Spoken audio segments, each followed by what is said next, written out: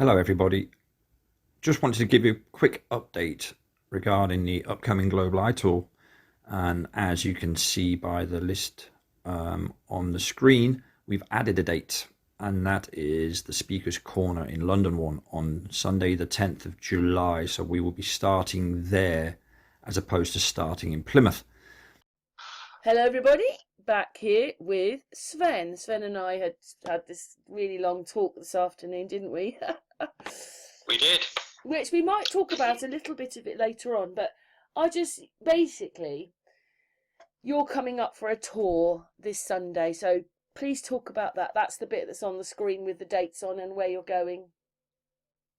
Well, talk about the tour. Well, okay, well, what's happened is this is basically the idea of this tour was that Jason and I sat together one day here in Bournemouth, where I live. He happened to be working in the area at the time, and he'd obviously been in connection with Harry, that's John Smith, Global Eye, and those two, of course, were very instrumental behind the Global Eye tours that happened back in 2016, 2017, and then the Euro Tour in 2019, and that's how I got to know them all. And anyway, what's happened is, after what's just recently occurred in the last 2.5 years, we thought, well, surely that's a lot of fertile ground at the moment. There's a lot of people with a lot of questions, and they're more confused than ever. And it doesn't matter what side of the fence you're stood on any given subject, but I think the last 2 years has highlighted the extent to which the powers that shouldn't be will just as long as you don't turn into what the council should be. They're the ones that should be dealing with all this. You go out and everybody's giving you all their problems.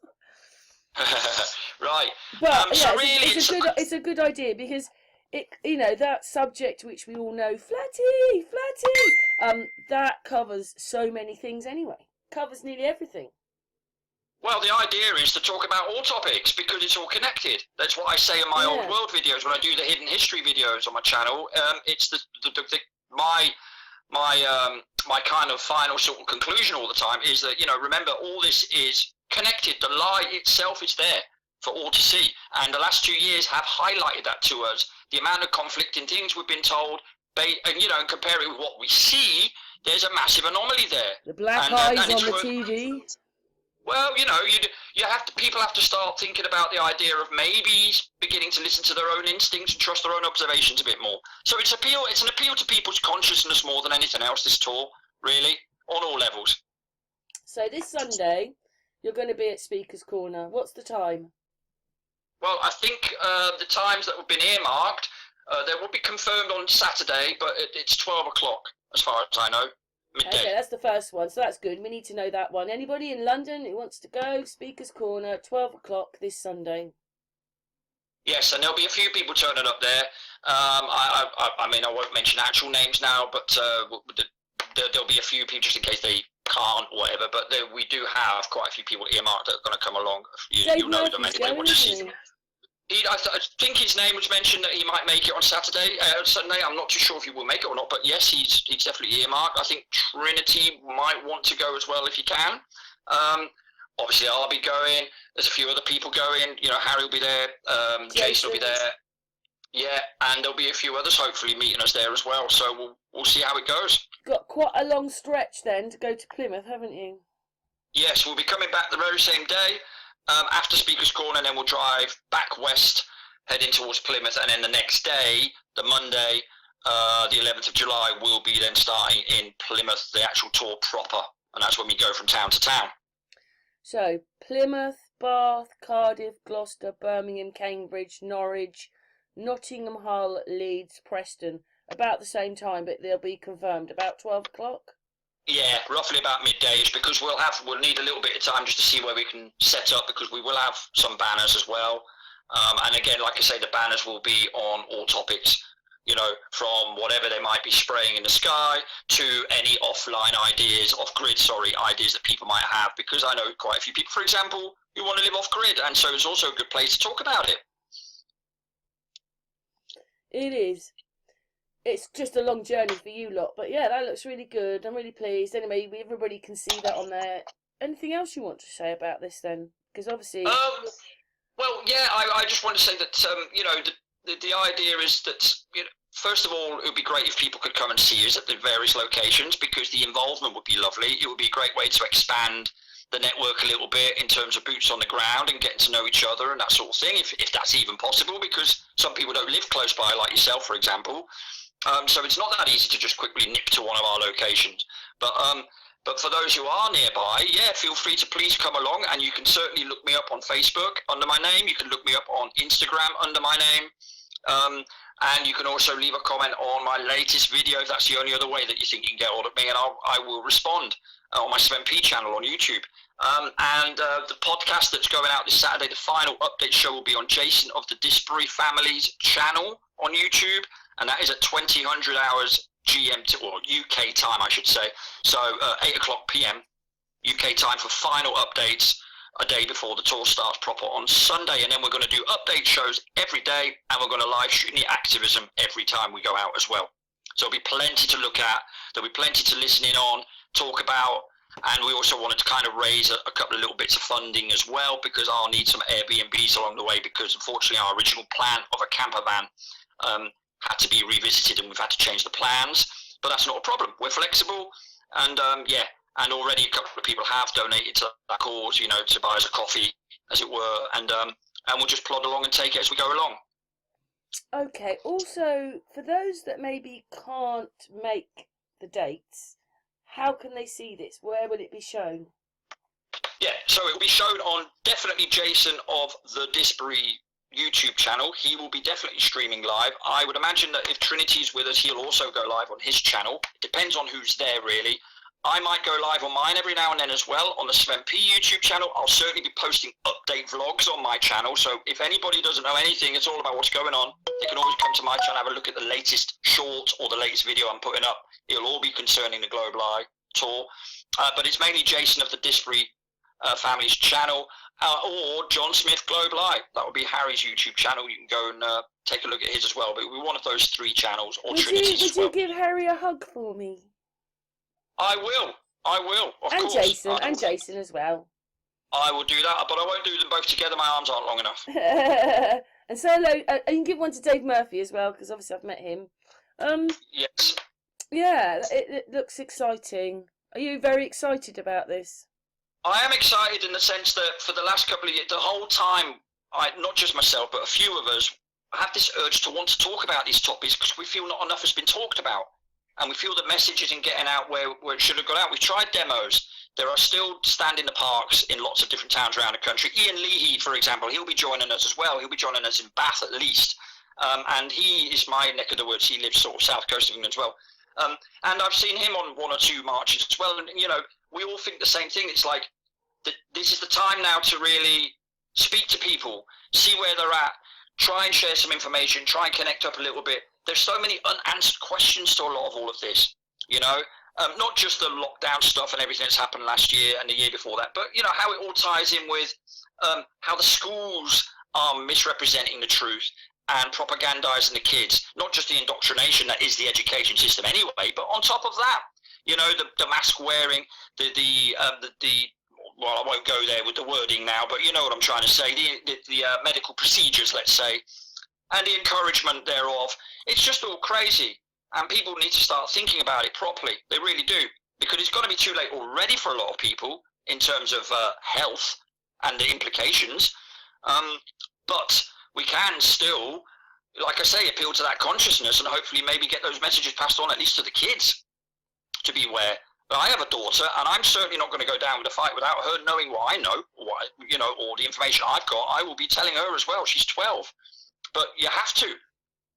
It's pointless sitting on it, you know. So that's one of the reasons, and also an element of catharticism, really. It's a bit cathartic to go out and talk about it and get it off our chest as well. You know, otherwise you go bleeding mad with all this, you know what I mean? It's just like, it's very strange times, and it needs to be discussed, and we need to communicate about it. Yes. Also, just checking this. Obviously, you say Plymouth, but where in Plymouth? Obviously, you've got. I do not know. I do not know, and that's something that. So will, I'm anybody sure that's very interested in this tour, or wants to watch it, the whole thing, or wants to watch the videos, needs to go to Jason of the Disburys or Sven's channel to find out where you've got to go. Yes, and there'll be an update show live this Saturday on Jason's channel at 8 o'clock UK time, and we will then definitely then cross the final T's, and you'll have the final confirmation of everything on Saturday. Right, so go to Jason of the Disbury Family. That's his YouTube channel. It's down here. Jason. Yes, Jason it's got a yellow liver bird in his. What time is his he doing? avatar. What time are you doing that one on Saturday? His avatar is a yellow liver bird with a white background. It's 8 o'clock in the evening, UK. Okay, if you want to know where it is in Plymouth, Bath, Cardiff, Gloucestershire, Birmingham, Cambridge, Norwich, Nottingham, Hull, Leeds and Preston, go to Jason of the Disbury's Family YouTube channel, 8 o'clock Saturday. Perfect. Yeah, anything else you want to say, Sven?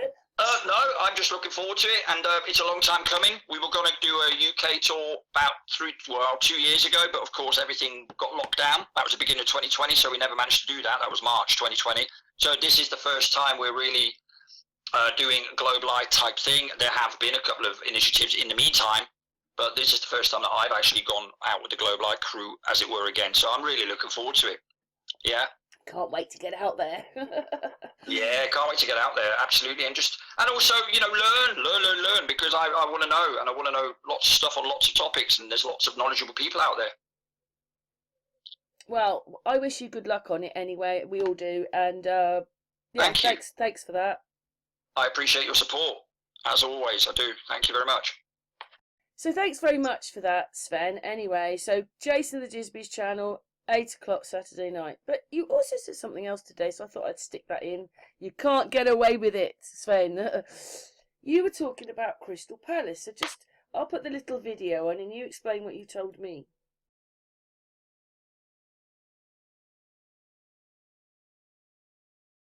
So, Sydenham Hill. So the first one was in Hyde Park, and the one that we know has been burnt, it was in Sydenham Hill. That's the story. And the one in Hyde Park went anyway. So the story is that there was one of them that was moved, but what you think is there was two of them. Yeah, there were two of them. Because they're such vast buildings, you have to remember that one of these Crystal Palaces was 3 times the size of St. Paul's Cathedral. We're talking huge structures here, and they're made of steel and glass paneling. And you also, not you, but people in general, we have to remind ourselves that to have St. Paul's Cathedral, for example, which will not just be simply built, so the foundations going so deep into London, so we built one of them. But Hill, why would you move that thing? Yes, you can find evidence of the Hyde Park one, but not the Sydenham Hill one. That I can see on Google. Of a former railway in Sydenham Hill. Former railway. So that's what it said when I would hear. There was a train, there was something training there. So it must have been under all the trees, and that's why I see it now. It's under the trees. But Sydenham Hill, yeah. It's down as Sydenham Hill. That means there must have been two of them, not one of them. Right, because if you're seeing remnants of one of them in Hyde Park, and there are definitely photos of the same one in Sydenham Hill, that means there were two. So, you know, and you know, like you said earlier when we had our conversation, they did the same with Marble Arch. And they've done it with a lot of things. That's crazy, you know, because Marble Arch used to be the entrance into Buckingham Palace, and they moved it to somewhere else in London. Not too far away, is it, from actually Buckingham Palace, but they still moved it. Well, Marble Arch is at the other end of the Mall, isn't it? And the Mall is your long stretch of road that takes you to the Victoria Monument. Our friend, Queen Victoria again, right? Well, that's her massive big monument on the roundabout outside of the front of Buckingham Palace, isn't it? Yeah, and at the top of the Mall, you have Marble Arch. Yes, we had a bit of problem doing Crystal Palace, didn't we? So we're adding this bit afterwards, but the video isn't moving, so it'll probably be all right now. But what bit of information did you just find out, Sven? No, I was just going to say that, you know, I was making a conclusion a little bit. We were talking about Crystal Palace being moved as opposed to what I believe has happened, and that is that they had two of them. Well, what I found out was that these things were 3 times the size of St. Paul's Cathedral. Now, that's just what you see above the ground. And like we said earlier, you need foundations to carry these things. You don't just nail... It's not a tent They don't just put them up on a field. They're huge. They weigh hundreds of thousands of tons. So they need to be. Hyde Park it's a park.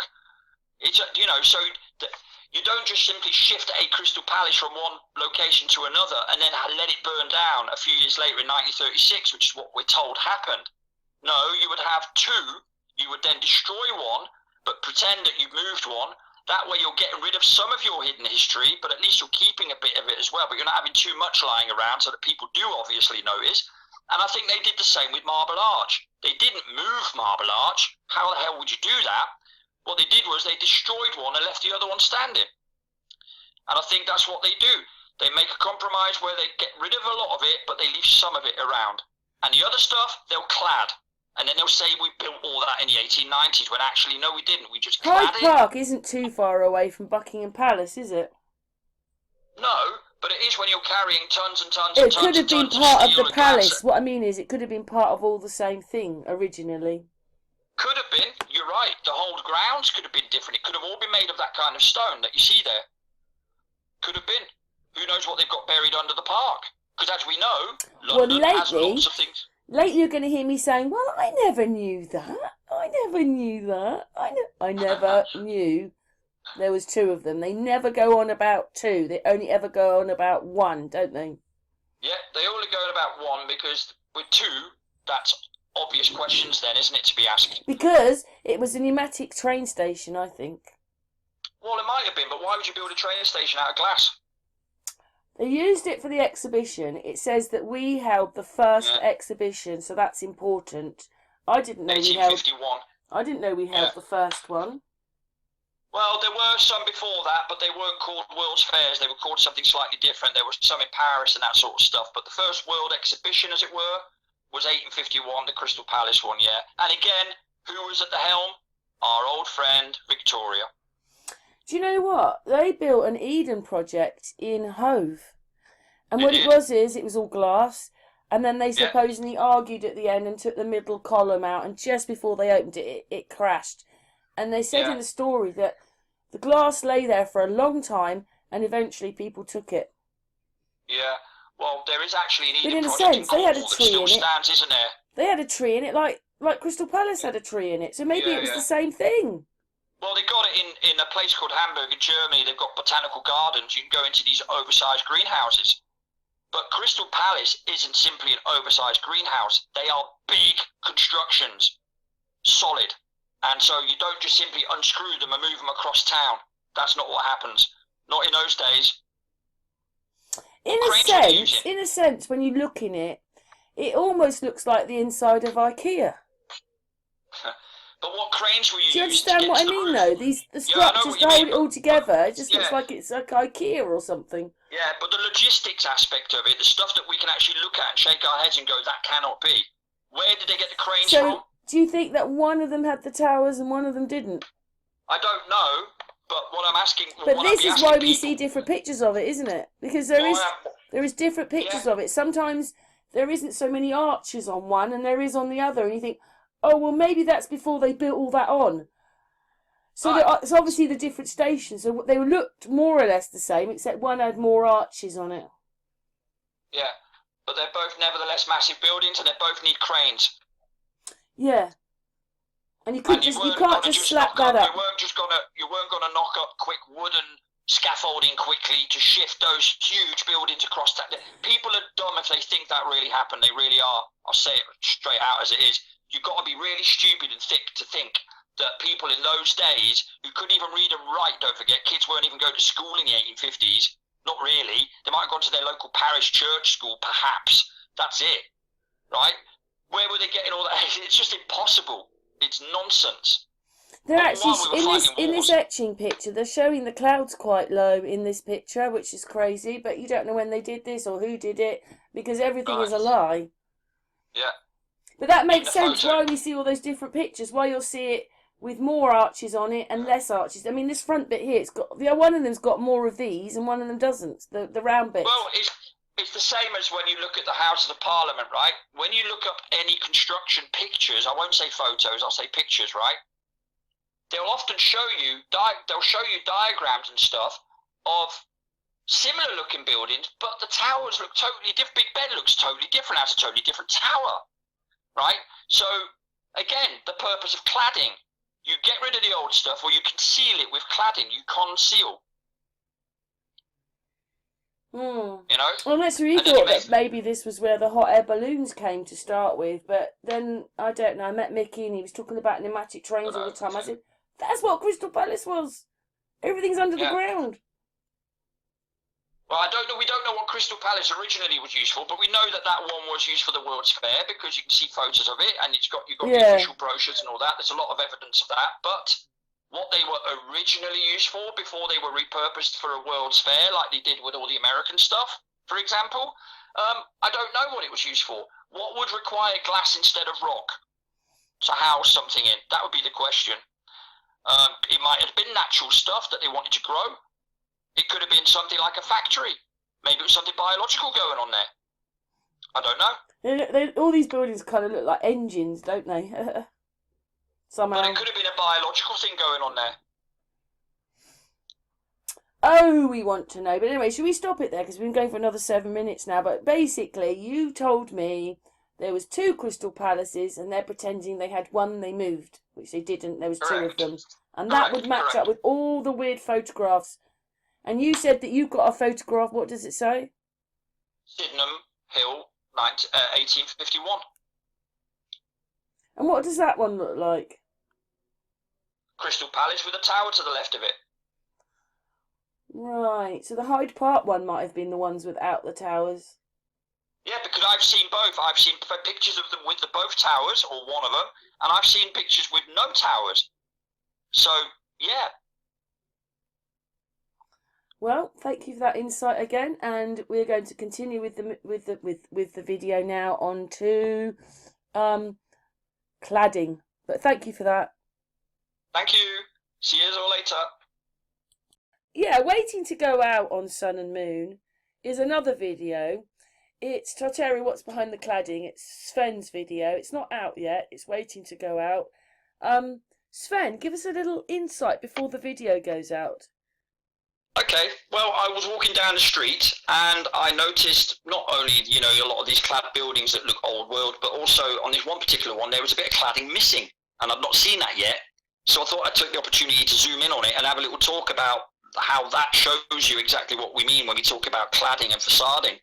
So what they do is they put these preformed concrete cladding on the front of these buildings. They would have had that technology when they said they did those, and they've clad the buildings with that. You can tell that's the case because when you're looking through the windows, you can see a lot of wall behind the windows in the room on the inside of the building, and you can see the Antiquitech on the top and all that sort of stuff. So it was So what does that mean? Are they making it look older? Well, what that means is they didn't bother to rip down the original. What they've done is they've clad over an already existing building, and also they've taken away basically the evidence of mud flood, or they've made it less obvious. So I was wondering, you know, over the doorway, is it that really a beam or a piece of metal sticks out, and then they put a facade over the top here to cover up it's coming out here? Is that what they do? Is that kind of thing? That sort of thing. Or they'll just add an add-on, and it will look old, but then when you rub against it with your thumb, you'll find that it crumbles away. Like what happened when I did the All Saints Church, for example, in Southbourne. It was the same thing. I rubbed it against it with my thumb, and that is a clear sign of add-ons and cladding, because that is not built to last. That is built to make you think that the church always looked like that. Experienced. They're good at what they do, these people. They haven't just slapped it up and it's a bit of rubbish and you're thinking, oh, yeah, it looks quite old. And these things are still here. Yeah, they are still here. And the thing is, right, and here's the thing I'd like to just sort of mention, just to make a point, is that I have a friend who is a carpenter, and he told me in a conversation once that when he used to work on big jobs back in the day, he said just for his part of the job, he would get a load of plans, lots of different plans that he would need to see what structure it is that he's building on, right? So I'll ask the question, where are all the plans of all these churches throughout the UK? Now, I know personally people who have written to parishes and asked for plans and itineraries and stuff like that, and they don't get any because they haven't got any. So, you know, so you have to think to yourself, well, you don't just knock buildings up like that because you've got a few stonemasons in the local village. That's not how that works. That needs to be an operation from start to finish that has immense, intense planning. And in my little area where I took that video, the cladding one, we have a network of 13 churches, big ones, that were built in a time when we only had 800 people living here. So what were So- they? Everybody come here, come to our buildings. We'll look after you. We'll give you frequencies. What is it? What are these buildings really? Well, that is the thing, isn't it? But we know they weren't originally churches because you wouldn't have had a reason to build so many houses of worships in such splendour. And, you know, I'll give you the other So what's opposite this example one of here that. that you're filming then? That's just a property, isn't it? It's a building on the corner of a street. It used to be a bank. I think it might be an insurance building, something like that. It looks like one of those buildings that they end up getting turned into KFCs and stuff, right? They just changed the branding on the front of the building. But you know, banks often use these sorts of looking buildings, red and white brick it looks like, and that sort of stuff. But when you go up to it with your thumb, you can rub some of it away. And that's the cladding. And you'll see the steps leading to the building that are often lower than the building, which means they've had to bridge that gap. Because of course there's an unevenness with the ground because of all the what we call mud floods that have occurred. And it's not the roads that have been raised, because then how do you explain all the fields that have been raised next to churches and villages? Do you know my church is like this here, the C of E church. The church is built up, and the tombstones are up on a piece of land higher than the road. Here in Thatcham, it's the same. You either got things going down below the ground, or they're built above the ground. Yeah. And how did you do that? How did people do that in those days with ox and cart? They were out there dawn till dusk every day. Yeah, right. I mean, you know, you're watching all these old middle-aged dramas of Henry VIII and stuff, and we're led to believe everybody was in fields plucking potatoes and managing the chickens, you know, and everyone was living on farms or getting drunk in a horrible little inn somewhere. That's it. That's all we know. That's what we're told. Yeah. We know we were very primitive. We didn't have any technology, and then one day everyone woke up and said, "Let's invent steam." You know, it's just crazy. The narrative is just nonsense. The official narrative. Mm. So the cladding is there to basically A, hide the old building behind it, B, make use of that building rather than knock it down, and C, also to kind of obscure the fact that there is mud flood evidence everywhere. Right? I also mentioned that in the video because there's clearly an area that's been covered over that used to house prism lights, and prism lights are these see-through blocks that they put in the pavements that let the light in through the window in the basement under the ground, because of course anybody with a brain would build a basement with windows in the wall, wouldn't they? No, they wouldn't. Right? You know, and so there's so many of these giveaways. Yeah. But anyway, the good thing about the cladding is when I zoomed in with the camera, without me putting in you know, too much of a, I don't want to ruin it too much, but anyway, you can definitely see red brick behind it. That's the point. Yeah, it's just trying to find a picture of you doing that, because you were looking at it, weren't you? Oh, there's one there. Yeah, there's a part a little bit later in the video where I do zoom in on it again, and you can just about Yeah, what detect it is the redness. they look quite grey, but these are bricks Yes. in here. Yes, they do look grey, because I think also that's the effect of the concrete it's been rubbing on the whole time, because they've had cladding leaning on it all the time. In there is bricks, so this is cladding Yes. on the top. Yeah. Yeah, me and That's Mickey, it. yeah, I told you, we went to Hyde Park. We saw the building there like that, and it sort of sorted something out for a moment, because we realised, oh, it's brick with, well, whatever you want to call them. Some of them are like tiles, aren't they? Yeah, Which they they are. put over the top. It's not just concrete. And No. it sorted out one thing, but then he thought, why that? You know, you were left with another set of questions, so it didn't really answer anything. Right, Just gave you that's the another thing. question. Yeah, it is confusing, because it's then, okay, well, the cladding, right, but why the cladding? And then, yeah, and then what with the building? And then It's looking very Romany like as well. Yeah. But, you know, we know from the live stream that I did with Trinity 4 when we went through Bournemouth, we know that there are lots of levels to this town here. Lots and lots and lots. You know, I mean, I went down staircases down the back of houses on that live stream, literally 7-8 meters deep. And we still hadn't touched the bottom yet. So, you know, there are many, many levels to this area here. Now, I'm hearing this from everybody in every area. that there are levels. Yeah, we've So seen if it there down are in lots of- Dover, haven't we? And then Yeah. Secret Vault went into one, and they went down, down, down. They didn't even get to the bottom. It was so deep. Well, Paul Cook comes across them all the time. And, you know, you see him all over the place. London is renowned for underground systems and tunnels and below the tunnels and this, that. Paris is famous for it. Cities beneath cities. You know, rivers underground. We have loads of them in London. Rivers that run underneath your roads in London. I mean, it's crazy. Mm. You know, you have streets that have these peculiar names It's a bit because weird there when once you used to be a realise river that. there. You're looking at it and you think, look at that stone building. And Sorry? then you realise that it's not stone, that it's just cladding. But then he still had to manufacture all that and make it and so forth. Right, right. And how would you do that if you didn't have the plans to the original? So they do have the plans, they just won't disclose them. Why? Because we'll then find out who did them. Or how old they are. Well, that's the point, yeah. Who did them, how old they are, exactly. You'd need the plans of a building to be able to clad it. You'd have to have the dimensions because you have to manufacture those concrete blocks. Yeah, you that's have to probably make what sure. councils were made for, so they could hide everything. Yeah, well, not just that, also bleed us dry of our money. Yeah, that's who we pay for everything, is the council now. Well, We don't even need a government because they don't do anything. We need Well, they the just- council deals with everything. well, the government is doing what they're there for now, is to control our minds. That's what government means. Yeah, unfortunately. But Yeah. so thanks very much. Me and Mickey got to that bit. So we, you know, and every time you go out, you've got these extra bits added to your filters. Like, oh, look at that, look at that, look at that. You just like you spot these things a mile off. Yeah. Now, the biggest one for me is if you go up to a building, rub against it with your thumb, you see it crumbling away. First of all, you've identified cladding. Then, if you take a step back and you see mud flood as well, evidence of mud flood, then we know why the cladding is there, right? Because it's to tidy it all up. It's to make it look like it was meant to be built like that. But of course, you have a problem because you also have areas where there's lots of retaining walls. So why didn't they just do that the same as they did there?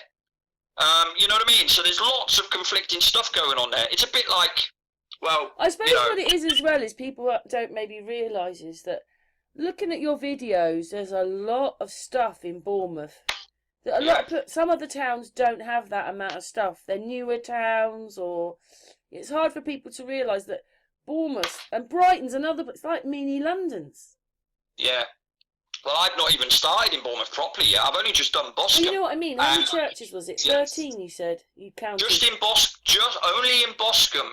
It's Boscombe and Folkestone, which is one borough more or less. In the time when we had 850 odd people, 13 churches, and added to that a big red brick water tower that I also did a video on. You know, so what are you building that for? Who for? It wasn't a water tower. That's why. They wasn't part of an irrigation system. They had a different function, these things. Was it a bell tower? I don't even know if it was that. I have a feeling it was an entrance to something going on downstairs. I think a lot of the because stuff most is... things are under our feet, aren't they? Yeah, well, you have it with the bandstands. You can go through Woodland Walk here in Boscombe. I will take my camera next time and film it. I might do it tomorrow, actually. And there's a bandstand in the middle of the right next to a walkway where people walk past to walk their doggies. And you're thinking to yourself, well, what a peculiar place to put a bandstand in the middle of nowhere, amongst houses. What I did, Sven, was on this video here, I put your cladding, and I also put that other one I sent you where that man is making the cladding. Right. And that is just like, when you think this is him making, and then I'll just show you what it looks like at the end, because this is what he's making. This is what he turns it into. Let's go to the end. Where is it? Here. This is a good one. So, let it... oh, we've got an advert. Hang on. Anyway, I just wanted to show this. Obviously, Christian's been talking about the cladding, and then here is someone making some for the buildings. Who's Christian? Christian who? Sorry, Sven. Oh my God, I was talking to Christian before you. Sven, get the name right. It would be good if I've been talking to you for the last... Sorry, I told you remind me of each other. Sven, this person's made this cladding thing, but they did it all by hand. Yeah. So it can be done then. There's someone making it. It's on this video. This one's on the Unscrambled channel. It'll be separate on Sun and Moon. But there it is, him making it. Took him. Yeah, you can. I mean, you can make bricks, but you can't mass manufacture them. I mean, no one's. This is the thing. We're not saying that you can't. Would be making them, wouldn't they? Yeah, this is the point what I'm trying to make, and this is not trying to make because you want to say this to other people, right? So you have to take a step back, right, and think. Yes, no one's disputing that people couldn't make bricks. What we're saying is the amount of bricks required. Yeah, the amount of bricks required for the buildings that we've been building with them in a time when we didn't have mass manufacturing of bricks and we didn't have the logistics to support that kind of industry at all, be it transport or manpower or expertise or otherwise, right, or equipment or technology, right, that is the importance of it. You know, it's not about, people didn't build bricks back then. Yeah, they did, but they would have only built small dwellings because they wouldn't have all been masons, they wouldn't have all been bricklayers. They only had small populations, small pools of people to draw from. And if you're taking expertise from a local town to make your buildings, well, what's happening in that town then? They don't have the expertise anymore because you've got all the experts doing your stuff, right? You didn't have loads of colleges and architectural places and bricklaying schools all over the place, all around the country. That's nonsense. So who built all this stuff? That's the point. That's what we'd like to know. Right, so the Industrial Revolution comes along, and then a lot of fudging goes on, right? And of course what they're doing is they're not constructing these buildings, they're cladding them, and they're saying they're constructing them. Right. That's what they're doing. Or they're pulling them down under the auspices of a war, or a great fire, or an earthquake, or whatever big event they want to use, they'll use that to then justify ripping them down. And some countries, they need to rip them down more than other countries because like America or Australia, their histories are a bit younger than the British history. So people would find out very quickly if the Australians and the Americans had just as many old buildings as we did. Can you imagine? So yeah, it's in the powers that be interest to get rid of a lot of this stuff and keep people in the dark. Absolutely. Yes. Absolutely. Hidden history. Very important. It is. Anyway, thanks for that, Sven. Shall we end on you going on the tour bit? So we'll put the dates back up. Hang on. So, after all that, thank you very much for your mind and telling us about Cladding, about Crystal Palace, and about the tour. So, the dates are up. And what you said was go to Jason of the Disby's channel, which is there. Jason down the bottom. Jason of the Disby's family channel. And on Saturday night at 8 p.m, he'll tell you where in these towns you are going. Yeah, we'll have a much more concise update, and it will be the last update show we do before the tour starts on the Sunday, the day later, at Speaker's Corner. Yeah, so well, Saturday, I wish you good luck on that, and I hope it goes extremely well. Thank you very much, and we'll be filming it, we'll be watching it attentively, and yeah. Let's see what resonance there is, and let's see what feedback we get. That's what I'm in it for. I want to know because we can't trust the media. We know that, and you know what? We can't trust many sources in our world, in our communities either, because a lot of people on our side of the fence. Places you park up on have Tartarian mud floods. Well, I'm hoping we're going to park right there in front of a nice old building or something, so we have a topic opener right in front of us. You know what I mean? That would be ideal. So places like Bath, for example, they've got lots of old stuff there, and that's going to be fascinating. Brilliant. Well, I've said what you need to do. Jason the Disby's channel, Saturday, 8 p.m. Yep. Thank you very much, Sven, and most welcome.